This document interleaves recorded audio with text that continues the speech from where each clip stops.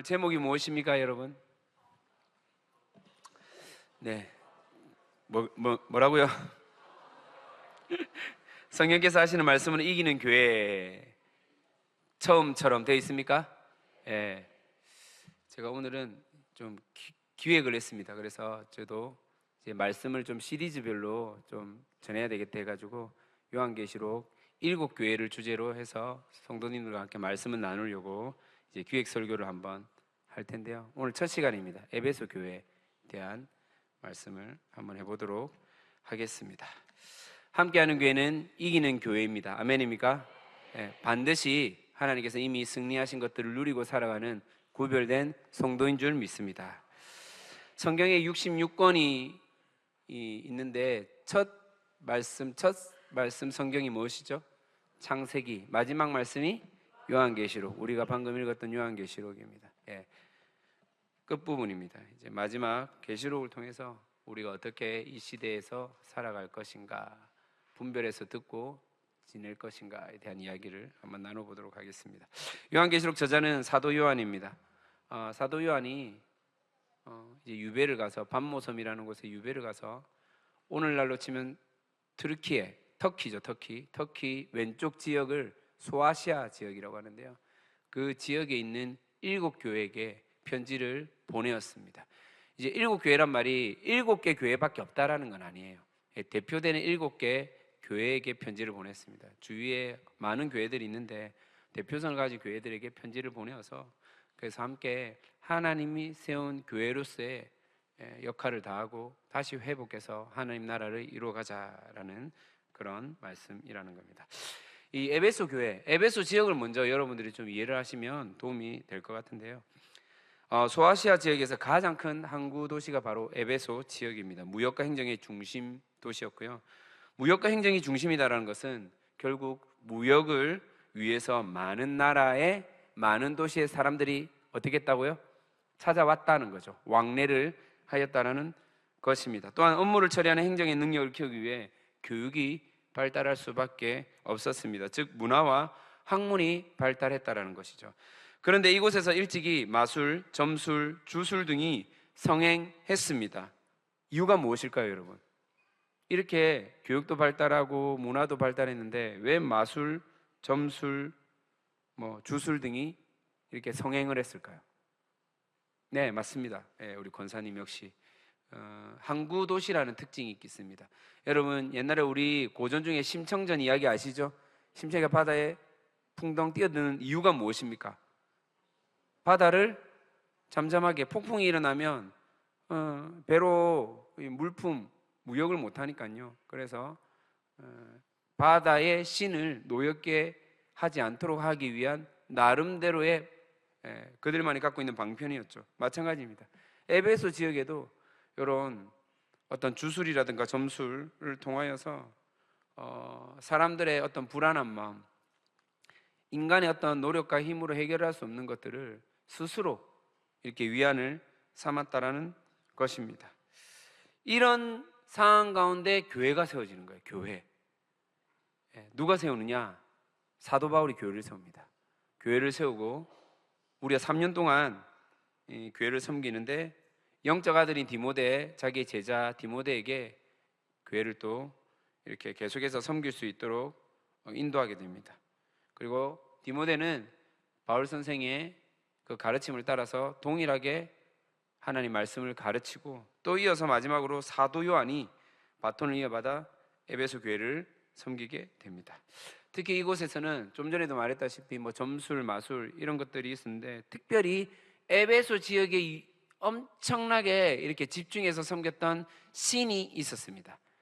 신 이름이 뭐냐면 한번 들어보셨을 겁니다. 아르테미스라는 신입니다. 여신인데요. 이 태양신 아폴로와 쌍둥이라고 이제 불려지는 풍요와 다산의 여신입니다. 이 신전터가 있거든요.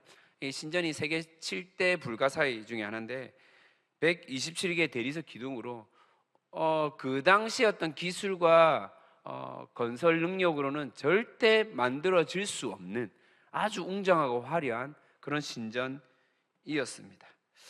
우리가 사도행전 19장에 보면요, 막 바울이 이제 복음을 전하는데 갑자기 큰 소동이 일어납니다. 우상을 만드는 상인들이 소동을 일으켜서 자신의 영업에 큰 손실을 일으켰다고 이제 바울이 위협을 느껴서 이제 다른 지역으로 이동을 하게 되는데, 이때 만들고 팔았던 우상이 바로 어떤 우상이라고요?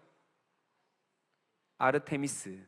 예, 아르테미스. 좀 쉽게 줄이면 아데미라고 합니다. 똑같은 말입니다. 아데미. 예, 그래서 이 신상을 판매하게 된다는 것입니다. 자, 이런 특징을 가지고 있는 교회에게 지금 누가 편지를 보냅니까? 아까 저자가 누구라고 그랬죠? 사도 요한이라고 그랬죠? 자, 소아시아 7교회 첫 번째로 보내는 편지가 바로 에베소 교회인데요. 여러분, 아이러니하게도 에베소 교회를 마지막으로 섬겼던 사람이 또 누구라고 했죠? 요한이라고 했죠. 자, 요한이 그 교회를 마지막으로 섬겼어요. 그리고 유배를 갔습니다. 반모섬에 있어요. 그리고 하나님께서 성령께서 주시는 감동으로 편지를 적는데 그 첫 번째 교회가 어디냐? 자신이 섬겼던, 마지막으로 섬겼던 에베소 교회 편지를 적습니다. 여러분, 어떤 마음이었을까요? 요한이 어떤 마음이었습니까? 펜을 잡고 그 편지를 이제 보내는 요한의 마음, 너무나 교회에 대한 애틋한 마음이 있을까요? 없을까요? 있죠. 그리고 두렵고 떨리는 마음도 동시에 있었을 겁니다. 왜냐하면 편지의 내용을 적어가면서 오늘 본문 읽어보셨겠지만 칭찬도 있지만 또 뭐가 있습니까? 책망이 있기 때문입니다. 예. 자, 그래서 그 내용을 한번 살펴볼 텐데, 여러분 에베소라는 지역을 잘 모르실까봐 제가 이 말씀을 준비하면서 수년 전에 제가 이 튀르키예를 방문한 적이 있거든요. 그래서 참고 자료를 잠시 보이면 여러분들 더 도움이 될까봐 잠시 보여드리도록 하겠습니다. 1번 사진 한번 보여주죠. 저게 사도 요한의 무덤입니다. 무덤. 예, 에베소 지역에 요한의 무덤이 있습니다. 자, 두 번째 사진은요, 혹시 저게 뭔지 아십니까? 일부 예배 때 성도들이 아무도 모르더라고요. 그래서 제가 너무 충격받았는데요, 저 엄청난 유적지인데, 정말 유명한 유적지인데 셀수스 도서관이라고. 감사합니다, 여러분. 계속 저를 당황하게 하네. 엄청, 예, 세계 뭐 3대인가 4대 도서관 중에 하나인데 정말 유명한 도서관이거든요. 한번 외워두시면 좋을 것 같습니다. 셀수스 도서관. 에베소에 있습니다. 에베소. 사람들이 저거 보러 갑니다. 저 에베소 지역에. 저게 워낙 유명해서. 세 번째 사진은요, 이거는 뭔지 아시죠? 이거 모르면 안 되는데 주여. 너무 말씀과 기도에 여러분 전무하셔서. 여러분 나이키 이런 거 안 사봤습니까? 운동화나 의료용품.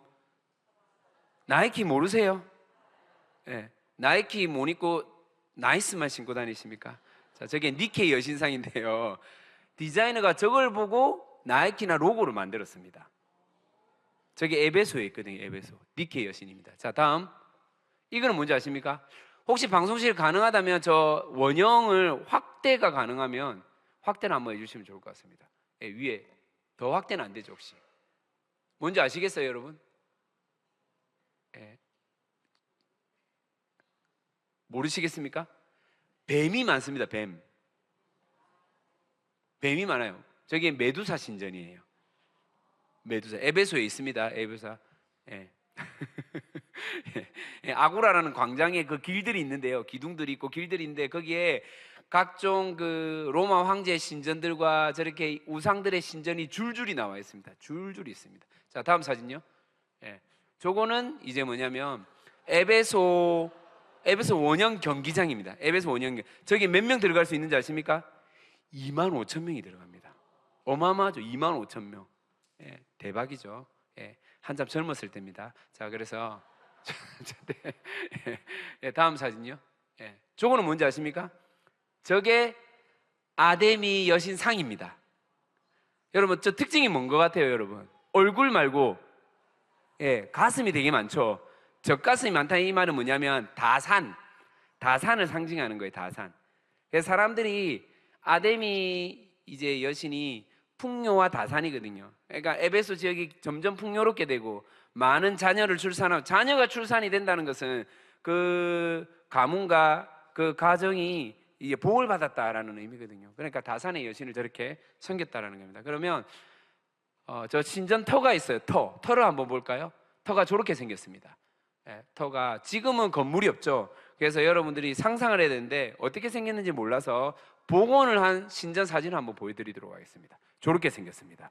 저게 기둥 높이만 18m, 기둥만 127개, 대리석으로 또 되어 있어요. 예, 지금 기독교가 저기에 딱 다시 오고 나서 저 신전을 다 부셔버렸어요. 저 기둥을 다른 데 뭐 목욕탕에도 짓고 뭐도 짓고 이렇게 쓰고 있는 거예요. 사실은 다른 지역으로 가서. 신기하죠, 여러분? 예. 하여튼 저런 신전이 있었다라는 것을 여러분들이 이해를 하시면 되겠습니다. 그럼 저기서 뭘 했겠습니까? 저기서 뭐 했을까요? MT 했을까요, 여러분? 방도 여러 개 있을 것 같은데. 체육대회 했을까요? 아니겠죠. 저기서 예배를 드렸는데 어떤 예배입니까? 아데민을 섬기는 우상 숭배를 했단 말이에요. 예. 저기에서 아주 음란한 행동을 하고 아주 인간의 어떤 그 사악함을 보는 그런 이상 행동, 행위들을 많이 했다라는 겁니다. 그곳에서. 예. 그런 어떤 배경을 갖고 있는 지역이 어디라고요? 에베소다. 조금 이해가 되십니까, 여러분? 예. 저 가운데, 저런 배경 가운데 교회가 세워진 거예요, 여러분. 교회가 기적같이 세워진 거예요. 바울이 거기서 교회를 세우고 3년 동안 가르치고, 그래서 또다시 제자에게 넘겨주고 또 요한에게 넘겨주고 이렇게 이어지고 있다라는 것입니다. 자, 이제 본격적으로 내용을 살펴볼 텐데요. 먼저 서론입니다. 한번 따라해 볼까요? 알고 계시는 하나님. 여러분, 무엇을 알고 계신다는 거예요? 하나님 무엇을 안다는 거예요? 에베소 교회 너희의 그 행위, 너희의 그 수고와 인내를 알고 계신다라는 겁니다. 악한 자들을 용납하지 않고 거짓을 밝혀냈던 그 정직함을, 그 열정을 에베소 교회에게 성령께서 말씀하시는 거예요. 하나님 말씀하시는 거예요. 내가 알고 있다라는 겁니다. 하나님의 이름을 위하여 잘 참았고 견디었고 지치지 않았다는 것, 예수 믿는다는 이유로 얼마나 많은 핍박과 멸시를 받았을까요? 아데미 신전의 사람들 그리고 따르는 무리들이 괄시하고 무시하며 심한 경우 테러도 하지 않았겠습니까? 해코지도 하지 않았을까요? 충분히 우리가 생각해 볼 수 있는 부분이라는 겁니다. 풍요가 가득한 도시에서 풍요의 신을 섬기는 에베소 사람들의 횡포와 유혹에 굴하지 않고 잘 참고 견디며 버티었다는 것을 하나님은 알고 있다라고 지금 표현을 하고 있습니다. 하나님께서 그 수고와 그 오래 참음을 알고 있다고 말씀하고 있는 것입니다. 여러분, 2000년이 지났지만은 교회 다닌다는 이유로, 예수 믿는다는 이유로 가족들에게, 직장에게, 친구들에게 따돌림을 당하고 구박을 넘어서 핍박을 당하는 경우가 있죠. 특히 함께하는 교회 당대 믿는 분들이 많은 걸로 알고 있는데 저 역시도 그랬습니다. 집에서 반대가 심했고, 특히 이제 뭐 가족 모임과 교회의 어떤 일정이 겹쳤다 그러면 가야 되지 않습니까? 그런 경우 없습니까? 믿음이 좋아가 전부 다 그냥 가족 제끼고 무조건 교회로 오셨습니까, 여러분? 예. 전 정말 그런 경우가 많았거든요. 하필 교회가 체육대회 석가탄신일 날 하는 거예요. 제가 다녔던 교회에서 석가탄신일 아시죠? 석가탄신이 저희 할머니 생신이거든요. 어떻게 해야 됩니까, 여러분? 예. 엄청 고민이 많이 되었거든요. 그런 거. 송구 영신 예배, 예. 제가 다녔던 교회 정말 FM이 있거든요. 딱 00시에 송구 영신 예배를 드린단 말이에요. 그럼 예배를 드리고 싶은데 못 나가게 하는 거죠. 밤 10시 이후는. 어떻게 됩니까? 화장실에 정말 이 요만한 창문으로 큰 방의 어떤 숨소리와 귀를 대고 확인한 뒤에 화장실에 들어가서 그 창문으로 탈출을 해서 교회에 예배 드리고 다시 해가 뜨기 전에 돌아왔던, 예, 그 기억이 있습니다. 그렇게 예배를 드렸는데, 제가 이제 저 역시도 마찬가지지만 저희 교회 성도님 중에 한 분은 교회 다닌다는 이유로 그렇게 직장 상사한테 너무 심한 핍박을 받은 거예요. 예. 왜 그런 교회 다녀서 뭐하노? 예수가 뭔데? 막 이렇게 심한 말로 핍박을 했는데, 중요한 건 이분이 어떻게 괴롭히냐면 금요일 날 또는 토요일 날에 업무를 왕창 주는 거예요. 즉 주일날 교회에 나갈 수 없도록 일을 하게끔 만드는 거예요. 그러면 이분이 어떻게 했겠습니까? 토요일마다 야근을 하는 거예요. 야근을. 왜? 토요일날 야근하는 이유가 뭡니까, 여러분? 주일 성수를 하기 위해서. 그렇게 눈물로 신앙생활을 하는 거예요. 예. 근데 기적적으로 이 직장 상사가 전도가 돼가지고, 예, 교회 잘 나오고 있습니다. 할렐루야. 예. 여러분, 이런 감정이 있고 다이나믹한 어떤 상황이 연출되면 참 좋겠는데 현실은 모두 다 이렇지는 않죠. 예. 참 어려움이 있고 참 애로사항이 많은데, 근데 우리가 기억해야 할 것이 있습니다. 우리가 세속적 풍요와 즐거움을 가지고 있지 않아도 내 마음 가운데 환경과 관계의 어려움으로 궁핍한 삶을 사는 것처럼 보여도 참 풍요로움, 즉 풍성함의 시작은 바로 예수님으로부터 온다는 사실입니다. 풍요는 아데미에서 시작되는 것이 아니라, 풍요는 우리가 소유한 돈이 아니라, 풍요는 우리가 쌓아놓은 세상의 업적이 아니라 예수님으로부터 시작됨을 기억해야 한다는 것입니다. 요한복음 10장 10절 한번 읽어볼까요? 요한복음 10장 10절입니다. 시작.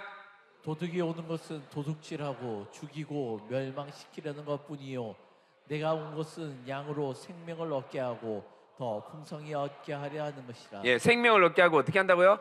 더 풍성히. 누구보다 하나님은요, 우리가 어떻게 살기를 원하냐면 풍성하게 살기를 원합니다. 아멘입니까? 예, 그 이유를 알아야 됩니다. 우리를 부르신 이유를 알아야 돼요. 예, 우리가 이 땅 가운데 누구보다도 찌질하고 힘들게 어렵게, 그건 하나님의 본심이 아닙니다. 예, 우리가 정말로 예수를 믿고 난 뒤에 세상이 줄 수 없는 평안과 풍성함으로 살아가기를 아버지 되시는, 나의 아버지 된 창조자 하나님이 원하고 있다는 사실을 기억하시기를 바랍니다. 함께하는 게 성도들의 수고와 헌신, 오랫동안 참고 기다려온, 좀 전에 우리가 불렀던 예수님 다시 와주십시오, 어서 와주십시오, 마라나타라는 심령으로 그렇게 살아온 여러분의 그 삶의 모습들을 주님은요 알고 계신다라는 겁니다. 여러분을 알고 있습니다. 여러분의 그 부르짖는 소리를 듣고 있습니다. 세상은 줄 수 없지만은 주님만이 주시는 그 풍성함을 누리는 함께하는 교회 성도로 끝까지 견디며 버티고 살아내기를 축복합니다. 예, 작은 두 번째는 서론의 두 번째, 악한 자들을 용납하지 않고 거짓을 밝혀내었다라는 거죠. 그것을 하나님이 알고 있다라는 겁니다. 사도행전 20장 29절입니다. 사도행전 20장 29절 시작. 내가 떠난 후에 사나운 이리가 여러분에게 들어와서 그 양떼를 아끼지 아니하며. 거짓 선생이 교회로 들어와 양처럼 순결한 이들을, 약한 이들을 낚아채 간다라는 겁니다. 우리의 생각이 어지럽게 되고 마음이 요동치게 되겠죠. 진리와 거짓을 구분짓지 못하게 한다는 겁니다. 공동체 덕을 이렇게 해야 하는 것은 물론 매우 저질적인 행동과 말들을 사용한 것입니다. 이때 에베소 교인들이 어떻게 대처했다는 겁니까? 윤리적으로 옳지 않는 사람들, 그리고 율법과 성경에 맞지 않는 부분들을 아주 지혜롭게 테스트하고 속아내기를 한 것입니다. 또한 자칭 사도라 여기는 자들의 거짓을 밝혀내었다라고 본문은 말하고 있습니다. 특히 오늘 본문에 이제 6절에 보면 니골라당이 나옵니다. 니골라당이 나오죠, 여러분? 6절 한번 읽어보시겠습니까? 6절입니다. 시작. 오직 내게 이것이 있으니 네가 니골라당의 행위를 미워하는도다. 나도 이것을 미워하노라. 자, 니골라당은 요한계시록에만 나오는 단어입니다. 그러니까 뭐 바리새파, 사두개파, 열심당 뭐 이런 일반 어떤 정확한 명칭이 있는 그런 당과는 좀 다릅니다. 그러니까 니골라당의 의미가 무엇이냐면 율법의 때가 지났기에 지킬 필요가 없고 육신은 악하다, 영만이 선하다. 그래서 육신으로 무슨 일을 하든 상관없다. 악한 육신이 원래 그런 존재다. 그런데 하나님의 은혜로 그리스도의 보호로 우리는 모두 해를 받지 않는다. 그래서 마음대로 살아도 된다라는 거예요. 윤리와 도덕이 어떨까요? 이분들의 삶에 제대로 지켜질까요? 엉망이라는 거예요. 교회 와서 이렇게 요구한다는 거예요. 괜찮다, 우리는 이미 구원받았다, 그리스도의 은혜가 우리 가운데 있다, 개판으로 살아도 상관없다라는 거예요. 이게 맞는 말입니까? 틀린 말입니까? 틀린 말이죠, 여러분. 여러분, 예수를 믿는다라는 것은 우리가 예수를 더 알아감으로 말미암아 그리스도의 삶을 닮아간다라는 의미입니다. 그 말이 뭐예요? 성화된다. 성경은요 이렇게 표현하고 있습니다. 자라간다. 장성한 분량까지 자라가야 된다라는 거예요. 예. 그래서 죄와 멀어지는 인생을 살아갈 수밖에 없다는 것입니다. 그동안 몰랐던 죄도 결국은요 우리가 예수님을 더 깊이 알아감으로 말미암아 죄라는 부분에 대해서 인식하고 깨닫게 되고 계속해서 이 죄를 끊게 해달라고, 이겨나가게 해달라고 성령께 의탁하며 기도할 수밖에 없는 존재가 그리스도인이라는 겁니다. 방치하는 게 아니에요. 나는 죄져도 상관없다가 아니에요. 절대 여러분 헷갈리면 안 됩니다. 여러분, 어둠하고 빛이 함께 있을 수 있습니까? 없습니까? 없습니다. 여기 본당이 어두워졌습니다. 근데 불을 켜면요 어둠이 어떻게 됩니까? 사라지는 거예요. 공존할 수가 없다니까요. 빛이 있으면 어둠은 사라지게 되듯 하나님의 자녀들이 영과 진리로 예배드리는 그곳에 거짓과 속임수는요 물러나게 된다는 겁니다. 삶이 바뀌어지는 거예요. 그래서요 여러분, 예수 믿는 사람들이 있는 그곳이요 결국은 사람들이 행복해지고 좀 전에 말했던 진짜 풍성함이 흘러갈 수밖에 없다라는 겁니다. 아멘입니까, 여러분? 저번 주까지 우리가 인도네시아 선교 갔다 왔지 않습니까? 제가 어떤 연구 자료를 본 적이 있습니다. 전 세계에서 10년 뒤에 2035년 뒤에 경제 대국들 1위부터 10위까지 봤는데 5위 안에 드는 아시아 나라가 2개밖에 없었습니다. 그 중에 하나가 어떤 나라인 줄 알아요? 인도네시아입니다. 대한민국 없습니다. 왜 인도네시아 들어간지 저는 이번에 선교 가서 알았습니다. 왠 줄 알아요? 왠 것 같습니까? 교회가 점점 세워지고 있거든요. 예수쟁이들이 늘어나고 있다고요. 할렐루야. 여러분, 예수 믿는 성도들이 는다 이 말은 뭐냐면요, 진짜 그곳 가운데 하나님의 참 진리가 있기 때문에 풍성함이 넘칠 수밖에 없다라는 겁니다. 아멘입니까? 그럴 수밖에 없다니까요. 하나님의 법칙인데요. 그게 하나님 나라의 원리인데요. 저는 이런 교회를 세우신 집사님, 권사님이 일찍이 저는 하나님께 이 은혜를 먼저 깨닫고 알았기 때문에 아무리 알아주지 않아도, 그 누구도 알아주지 않아도 이것을 먼저 행했다라고 생각합니다. 감사하게도 우리 교회가 숟가락 얹었습니다. 할렐루야. 너무 감사한 일 아닙니까? 예, 복이 들어온 거죠. 기회가 되면 여러분, 26년도에 인도네시아 선교가 예비되어 있습니다. 예, 제가 말이 헛난데 선교사로 또 이렇게 자원할래.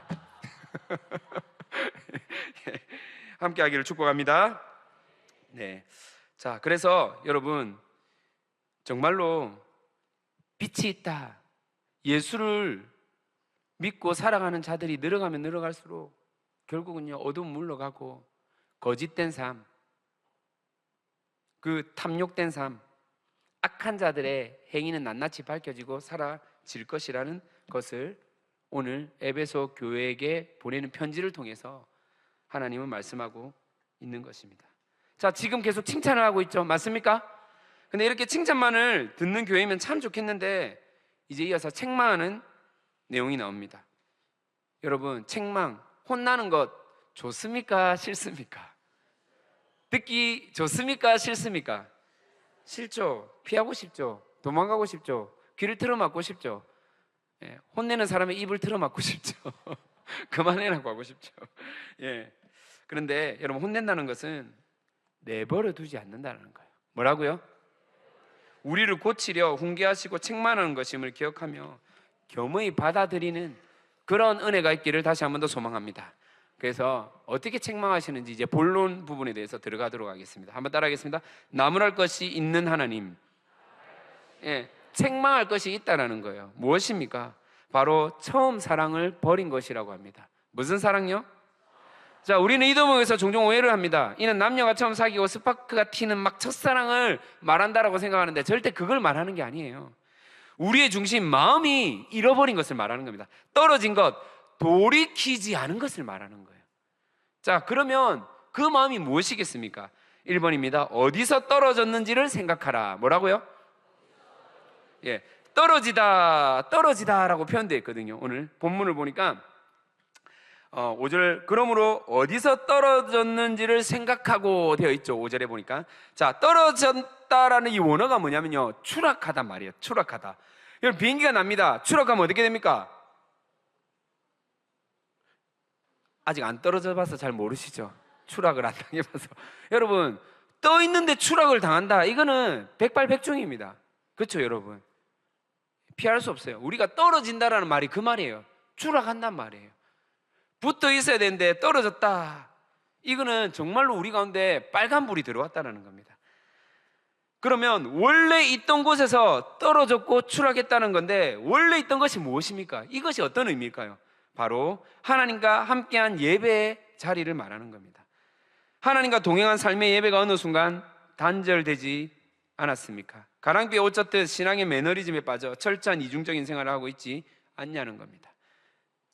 나와 하나님과의 작은 틈, 이 틈을 방치한 결과가 결국 결렬로 이어질 때가 많습니다. 그래서 우리는 다시 붙잡아야 합니다. 개인의 예배 묵상을 붙잡아야 합니다. 공예배를 붙들어야 합니다. 여러분, 제가 몇 주 전에 설교를 한 내용이 있는데요, 여러분 기억하시죠?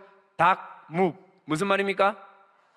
예, 제가 말 안 했습니다. 여러분 말씀하셨습니다. 예, 우리는 때로는 입을 닫고 묵상해야 되고 입을 닫고 기도해야 되고 입을 닫고 하나님 앞에 겸허히 겸손하게 나와야 한다는 것입니다. 하나님의 음성을 들어보십시다. 내가 다른 것을 한다고 제일 중요한 예배에 떨어지고 있지는 않은지, 바쁘다고 피곤하다고 귀찮다고 건너뛰던 예배 자리, 그렇게 목숨 걸고 사수했던 예배를 알게 모르게 패스하고 있지는 않은지, 여러분, 내가 떨어졌구나라고 확인할 수 있는 방법이 있습니다. 무엇입니까? 다시 내 중심대로 살아간다는 겁니다. 내 감정이 주인이 되어 있고 내 경험으로 살아가고 있는 것을 말합니다. 그런데 우리의 경험으로 됩니까? 우리의 감정으로 되나요? 목소리 크면 무조건 이길 수 있습니까? 아니라는 겁니다. 우리의 실력으로 불가능하다는 겁니다. 안 된다니까요.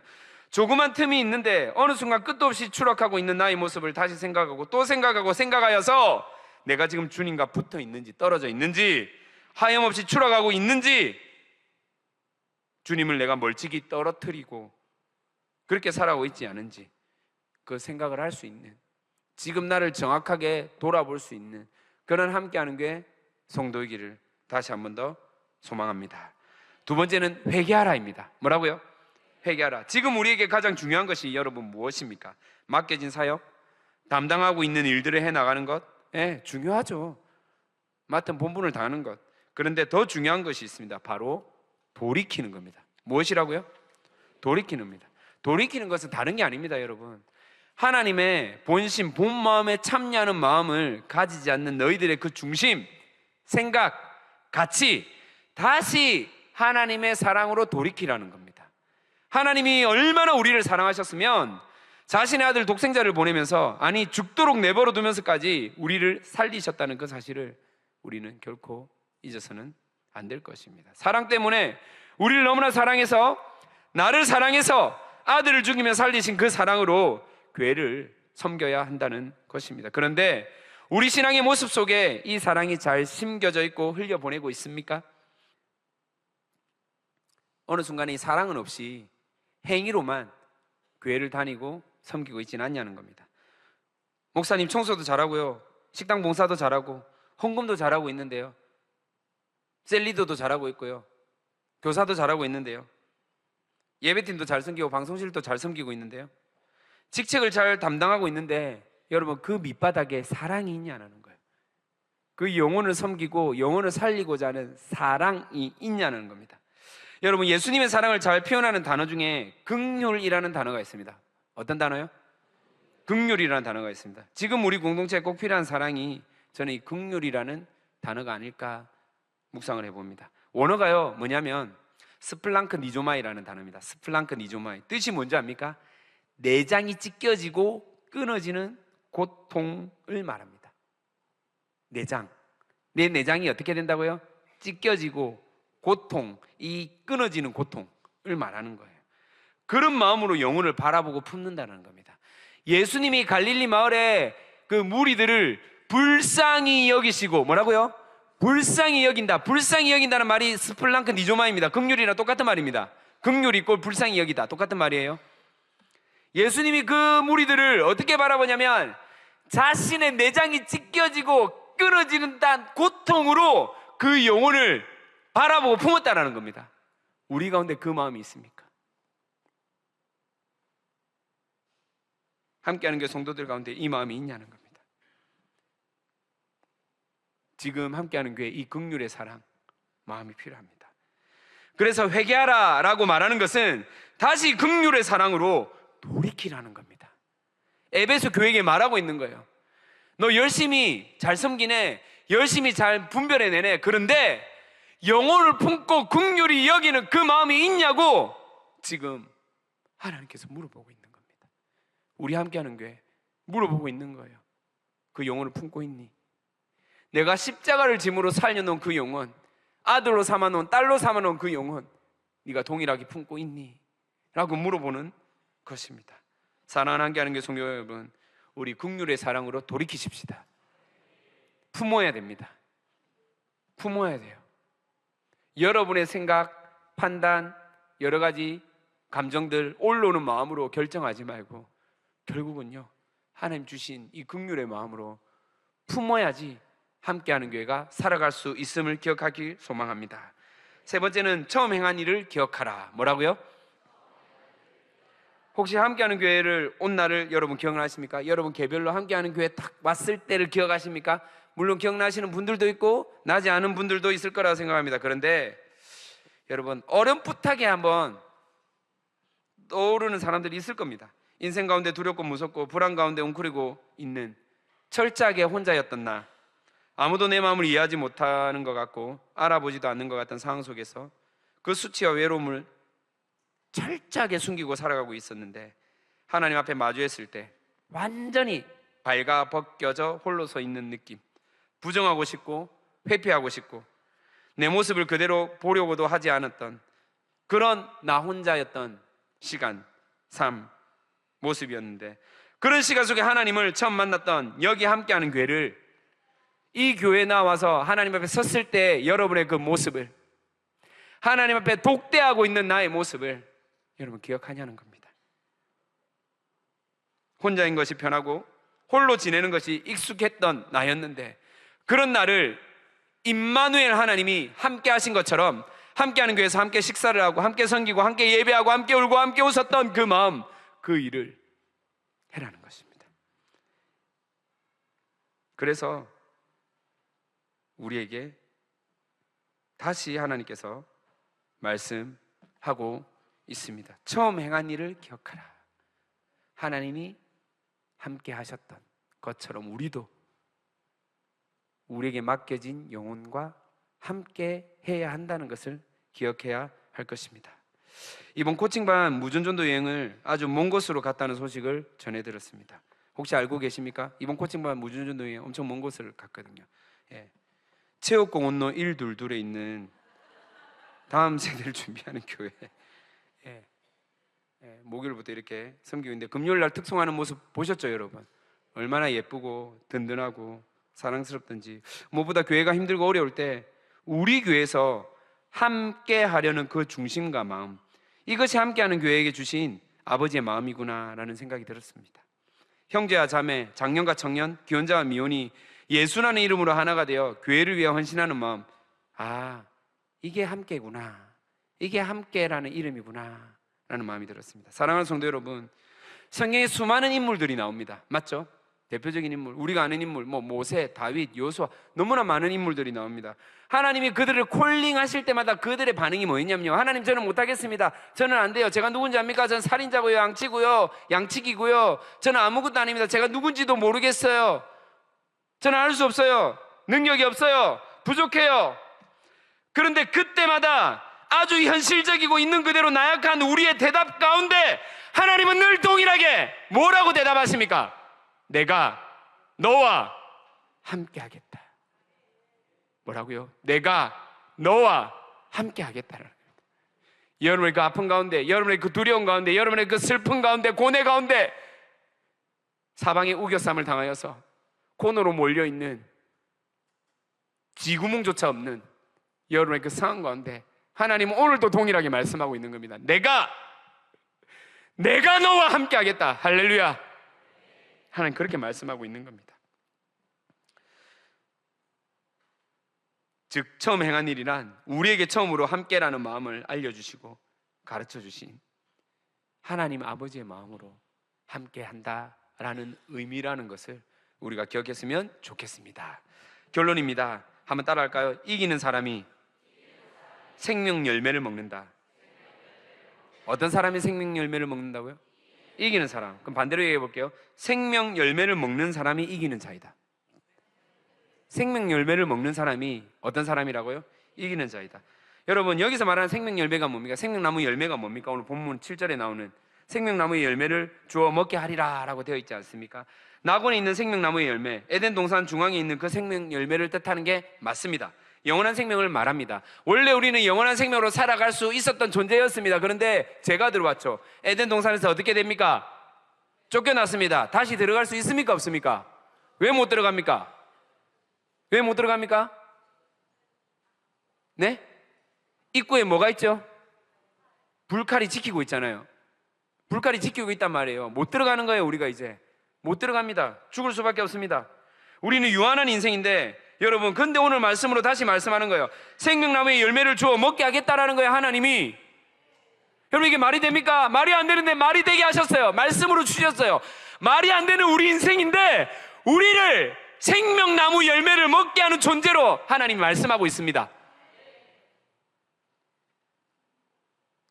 여러분, 얼마나 큰 은혜입니까? 생명 열매가 우리에게 주어졌습니다. 나는 유한한 존재인데, 죽을 수밖에 없는 존재인데, 저는 이제 이 생명이, 우리에게 주어진 이 생명, 그리스도의 생명이 그 다음 생명으로 이어지는 또 다른 생명 열매가 나타나기를 소망합니다. 나로부터 다음 세대에게 그리스도의 생명이 이어지는 놀라운 생명 열매가 우리와 함께하는 교회 성도들을 통하여서 나타나기를 소망합니다. 이것이야말로 오늘 사는 우리에게 주어진 축복, 생명나무 열매라는 것을 우리는 깨닫기를 소망합니다. 에베소 교회의 가장 중요한 문제가 무엇입니까? 처음 마음이 사라진 겁니다. 처음 마음, 첫사랑을 잃어버렸다는 거예요. 새까맣게 잊어버렸다는 겁니다. 하나님과 떨어진 것을 생각하지 못하였고 긍휼의 마음으로 사랑하지 않았고 함께하는 마음을 상실했다는 겁니다. 좀 전에 얘기했지만 지난주까지 우리가 인도네시아에서 중부 자와 지역 내 선교를 하고 돌아왔습니다. 올해도 9개 교회를 세웠습니다. 17년 전에 우리 정영규 집사님과 남영선 권사님 통해서 이미 100 많이 정확하게 기억이 안 납니다. 120개인가 130개 정도 교회가 세워졌습니다. 올해도 9개 교회가 세워졌습니다. 놀랍지 않습니까, 여러분? 교회가 세워진다는 게. 그런데 교회가 세워지고 시작할 때 사연 없는 교회, 간증 없는 교회가 어디였겠냐면은 진짜 21세기에 일어난 일이 맞는가 의심할 수밖에 없는 이야기가 이번에 너무나 많았습니다. 한 교회는 무슬림이 많은 동네 교회를 개척하기 시작했는데 남편이 무슬림들에게 돌에 맞아 죽게 되었습니다. 지금 21세기 이야기예요. 몇백 년 전의 이야기가 아니고 남편이 돌에 맞아 죽었습니다. 아내가 남편의 뒤를 이어서 그 교회를 맡습니다. 목사 안수를 받고 교회를 섬깁니다. 어떻게 교회를 섬길까 하다가 하나님 지혜를 주십니다. 아이들을 가르치자. 영어를 가르치기 시작합니다. 아이들이 점점 늘어납니다. 교회가 다시 부흥하게 됩니다. 지역에서 선한 영향력을 행사하는 교회가 됩니다. 그리고 그 영어를 배웠던 아이의 할아버지가 교회에 등록하게 됩니다. 그 할아버지가 동네 유지였거든요. 할렐루야죠, 여러분. 근데 할렐루야가 맞을까요? 근데 그 할아버지가 알고 보니 아버지를 돌로 쳐 죽였던 한 사람 중에 한 사람입니다. 지금 제 말이 이해가 안 됩니까? 자기 남편을 죽였던 사람이 교회에 교인으로 등록했단 말이에요. 여러분, 매번 단상에 서가지고 설교를 하는데 내 남편을 죽인 사람이 이렇게 앉아 있는 거예요. 눈을 제대로 쳐다보고 어떤 마음이 들었을까요? 아, 그럴 수 있지. 예수님 사랑으로 뭐 다 이렇게 품는 거니까. 여러분, 그렇게 생각하십니까? 여러분, 지금 이게 몇백 년 전에 일어난 이야기가 아니에요. 최근에 일어난 일이에요. 최근에. 예. 이 여자 목사님은 어떻게 교회를 섬겼을까요? 여러분, 그 단상에서 제가 설교를 하는데 얼마나 많이 눈물이 나오는지, 얼마나 그 단상에 눈물로 적셨을까? 그게 느껴지는 거예요. 인간의 힘으로 그 사람을 용서할 수 있을까요? 없을까요? 안 됩니다. 용서가 어떻게 돼요? 남편을 죽였는데. 근데 그 남편이 이제 예수를 믿는다, 교회에 온 거예요. 감사하죠, 은혜죠. 근데 볼 때마다 뭐가 떠오릅니까? 내 남편을 죽인 원수. 남편을 잃어버린 사모, 신랑을 잃어버린 신부의 마음을 누가 알겠습니까마는 신부를 잃어버린 신랑 대신 예수님은 알고 계십니다. 주님은 알고 있다라는 거예요. 하나만 더 얘기해 볼까요? 그 다음날 다시 헌당 예배를 드리러 갔는데요, 이 교회 역시 무슬림 많은 동네 교회를 세우고 목회를 시작했습니다. 열심히 전도하여 부흥이 되고 있는데 갑자기 아들에 대한 비보가 들려옵니다. 비보. 잘 다니고 있는 학교에서 자기 아들이 자살을 했다는 거예요. 이 아이가 절대 자살할 아이가 아닙니다. 얼마나 열심히 신앙생활하고 얼마나 밝은 아이였는데, 근데 알고 보니 무슬림 아이들에게 집단 구타로 죽게 된 것입니다. 여러분, 지금 21세기에 맞아서 죽는 경우가 여러분 일어나고 있는 현장이 인도네시아입니다. 예수 믿는다는 이유로 죽임을 당한 아들이 경찰에 신고합니다. 경찰도 이슬람이라 쉬쉬하고 그냥 자살로 종결시켜버립니다. 부모의 마음이 어떨 것 같습니까? 아빠 엄마의 마음이 어떻게? 여러분, 괜히 예수 믿어가지고 내 자식이 죽게 되었구나, 이런 불평과 불만이 생기지 않을까요? 이 아들을 잃어버린 마음을 누가 알겠습니까? 근데 하나님은 아십니다. 왜냐하면 아들을 잃어버린 그 슬픔을 하나님 아버지는 알고 있거든요. 네. 여러분, 같은 시대에 살고 있는데요, 우리가 함께 공유하지 않는 장소에서는요, 이런 일들이 지금도 일어나고 있습니다. 그런데 이들이 어떻게 견디며 살아오고 있습니까? 우리가 좀 전에 말했던 하나님께 부단히 떨어지지 않으려고 살아가고 발버둥치고 있는 거예요. 내 힘으로는 안 되지만 긍휼의 마음으로 그 영혼을 사랑하고 있는 거예요. 그리고 그럼에도 불구하고 함께 하려고 하는 그 마음으로 교회를 섬기고 있다라는 것입니다. 사랑하는 성도 여러분,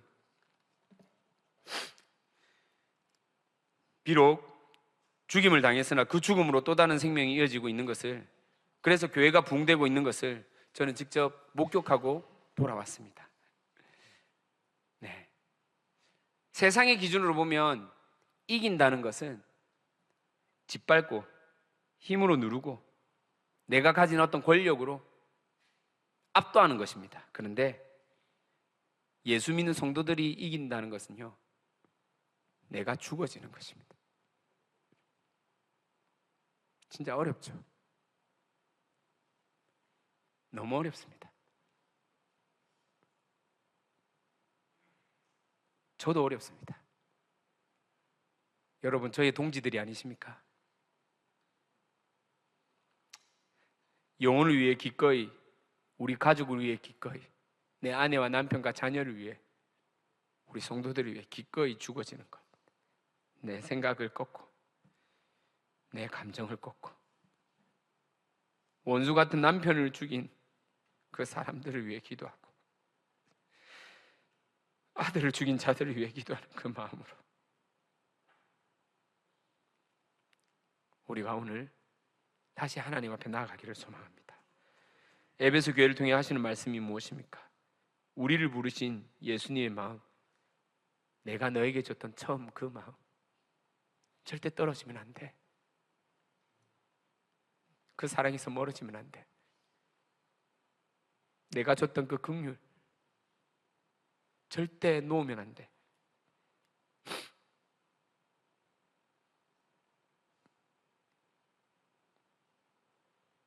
여러분, 우리 이기는 자로 살아가십시다. 이기는 교회가 되어 가십시다. 그래서 성령의 도움을 구하는 겁니다. 성령께서 하시는 말씀을 듣고 이기는 교회, 이기는 자가 되는 겁니다. 이기는 자는 생명을 이어가게 됩니다. 함께하는 교회는 예수의 생명이 이어가는 교회입니다. 함께하는 교회는 이기는 자들의 모임이며 공동체입니다. 우리 생명 열매를 맺고 이기는 삶을 살아가는 생명의 공동체, 그런 함께하는 교회가 되기를 진심으로 축복합니다. 들었던 말씀을 떠올리면서 우리 함께 찬양하십시다. 십자가 그 사랑, 십자가 그 사랑, 멀리 떠나서 무너진 나의 삶 속에, 무너진 나의 삶 속에 잊혀진 주네, 잊혀진 주네, 돌 같은 내 마음, 돌 같은 내 마음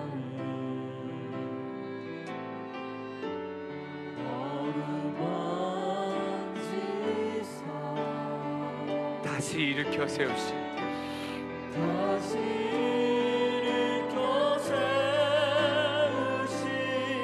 주를 사랑합니다. 주 나를 보호하시고 주 나를 보호하시고 날 붙드시니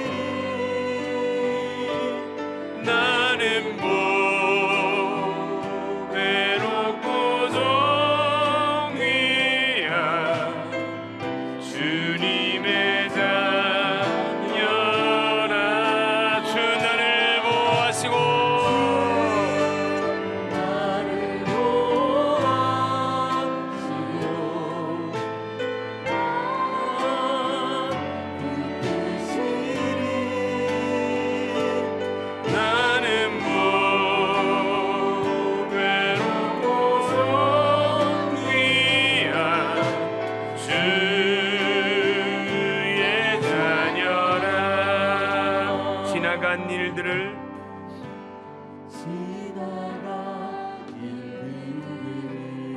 주님께로 돌이키면요 기억하지 않습니다. 하나님은 우리의 죄를 도말 완전히 덮으신다고 말씀하십니다. 이전에 행한 일 생각지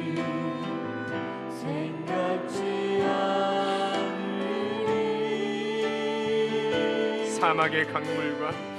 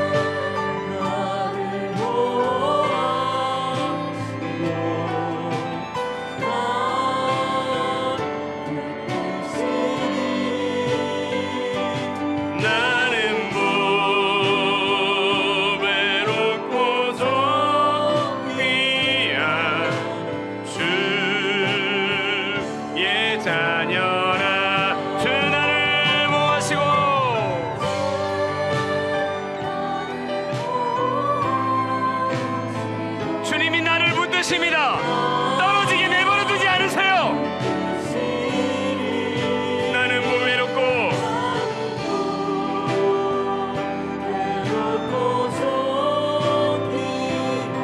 주님의 자녀라.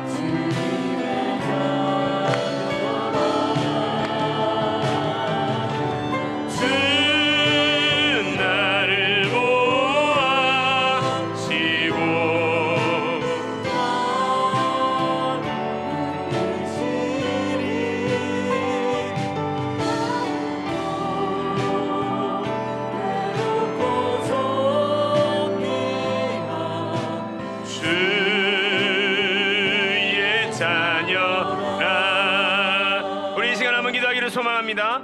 추락하고 있는 우리의 마음, 떨어져 나가고 있는 우리의 마음, 하나님 긍휼의 은혜로 다시 붙들어 주시옵소서. 다시 함께하는 교회가 함께라는 이름으로 주님 앞에 하나 되는 교회 되게 하여 주시옵소서. 함께 영혼을 품고 함께 영혼을 주님 손에 올려드리는 그런 교회 본질을 회복하는 우리 교회 되게 하여 주시옵소서. 주님 은혜가 필요합니다. 긍휼의 은혜가 필요합니다. 주님 도와주십시오. 주님 함께해 주십시오. 우리 주여라고 세 번의 지나며 기도하겠습니다. 주여.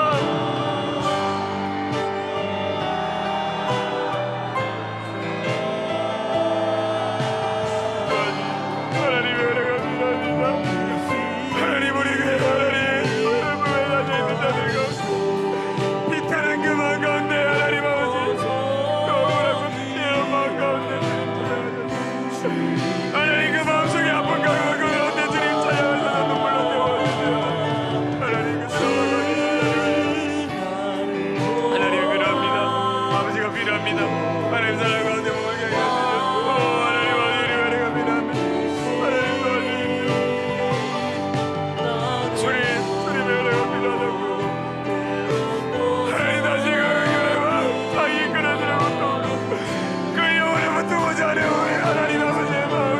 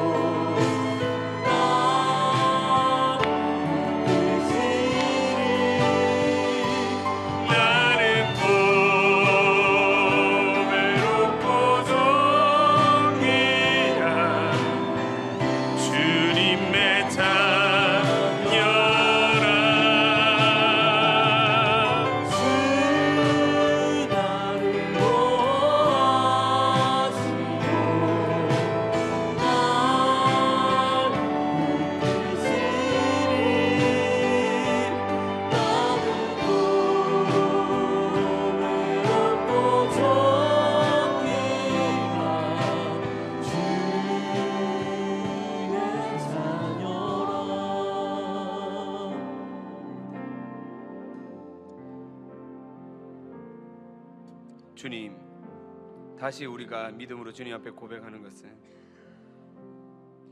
우린 여전히 나약하고 연약한 존재지만은 그럼에도 주님, 이전보다 주님을 더 사랑하는 주님 자녀이기를 소망합니다. 어제보다 오늘 주님을 더 알아가는 주님의 자녀이기를 바라봅니다. 내 주 되신 주를 사랑하고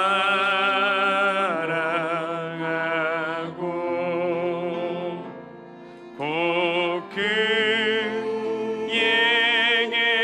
죄를 사모합니다. 그 은혜를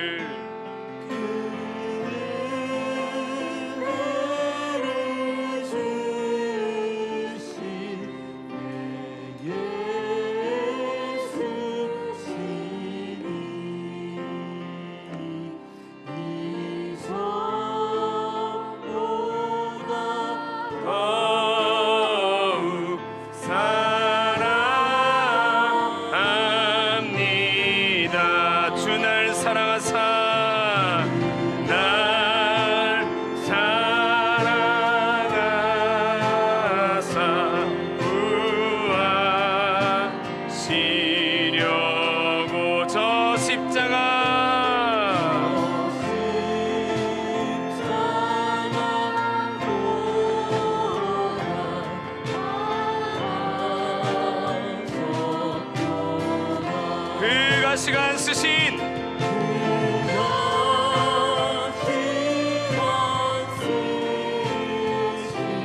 내 주 배우니 전보다 나은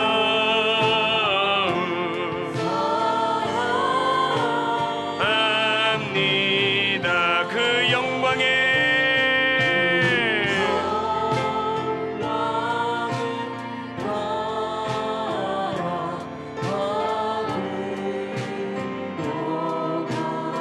그 풍성한 은혜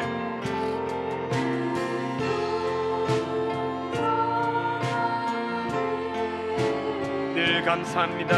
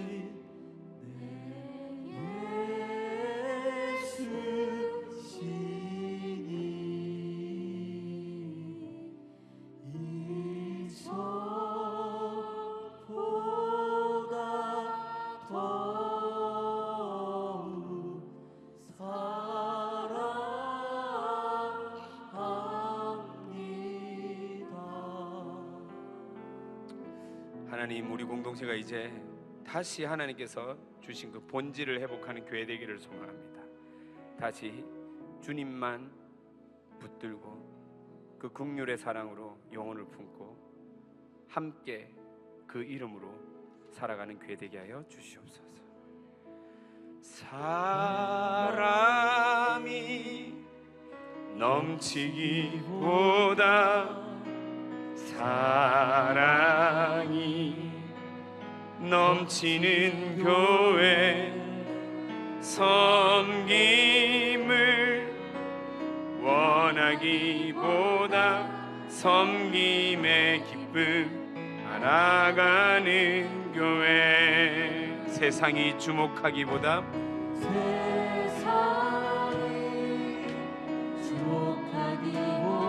주님이 주목하는 교회,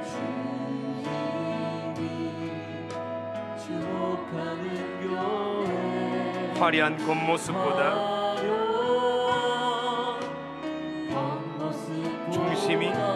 중심이 주를 향한 교회 주님이 피로 사신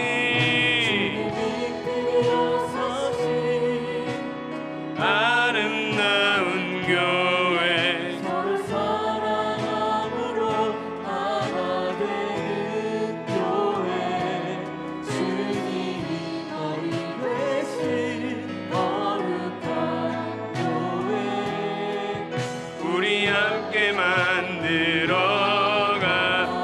내 작은 생각보다도 하나됨의 소중 내 작은 생각보다도 하나됨 소중함 많은 교회 소중한 교회 세상 알려지기보다 서로가 서로를 깊이 아는 교회 주님이 피로 사신 아름다운 교회 서로 사랑함으로 하나 되는 교회 주님이 머리 대신 거룩한 교회 우리 함께 만들어갑니다. 함께 만들어 주님이 피로 사신 함께하는 교회 주님이 피로 사신 함께하는 교회 함께하는 교회 서로 사랑 함께하는 교회 함께하는 아멘. 주님이 머리 대신 함께하는 교회 우리 함께 아멘. 가요 주님이 피로 사신 함께하는 교회 주님이 피로 사신 함께 서로를 사랑함으로 서로 사랑하며 함께하는 교회 함께하는 교회 주님이 머리 대신 주님이 머리 되신 함께하는 교회 함께하는 교회 우리 함께 만들어 주님이 피로 사신 함께하는 교회입니다. 그게 함께하는 교회예요. 서로 사랑함으로 함께하는 교회 주님이 머리 되신 함께하는 교회 우리 함께 만들어 가요. 하나님 진짜 이런 교회 되기를 소망합니다. 교회로 살아가는 성도들의 마음 가운데 하나님 더욱더 주님께 붙들려 살아가는 그 갈급한 심령이 차고 넘치게 하여 주시옵소서. 또한 영혼을 긍휼히 여기는 주님의 사랑 하나님 더욱더 깊어지는 은혜가 있게 하여 주시옵소서. 그래야 해서 이름 그대로 우리 교회 이름 그대로 임마누엘 되신 주님이 우리에게 찾아오신 것처럼 우리도 함께 찾아가며 품는 교회 되게 하여 주시옵소서. 하나님 그렇게 살아가기로 결단하는 성도들 하나님 여전히 삶 가운데 치열하게 살지만은 그럼에도 하나님이 내 삶의 주인입니다. 그분이 나에게 시간을 주셨고 건강을 주셨고 달란트를 주셨고 물질을 주셨습니다 라고 고백함으로 11조와 감사 예물을 가지고 왔습니다. 여러 가지 제목으로 예물을 가지고 왔습니다. 주님 바치는 손길 위에 간구하오니 하늘문을 열어주셔서 30배, 60배, 100배 그 이상의 결실로 맺게 하여 주시옵소서. 무엇보다도 너무 힘들어서 너무 지쳐서 돈 때문에 물질 때문에 어려움 생기는 성도들 생겨나지 않도록 주님 간섭하시고 돌보아 주시옵소서. 그렇게 하시라 하나님을 찬양합니다. 믿고 감사드리며 예수님의 이름으로 기도합니다. 아멘. 지금 우리 주 예수 그리스도의 은혜와 하나님 아버지의 끝없는 사랑과 성령님의 감화 교통하심이 함께하는 교회에 주신 그 처음 사랑을 회복함으로 다시 하나님께 붙들려 살아가는 성도들, 긍휼의 마음으로 사랑하는 성도들, 끝까지 함께 하려고 하는 그 마음을 가진 성도들, 그 가정과 그 회사와 그 학교와 모든 공동체 가운데 지금으로부터 영원히 함께 있을지어다. 아멘.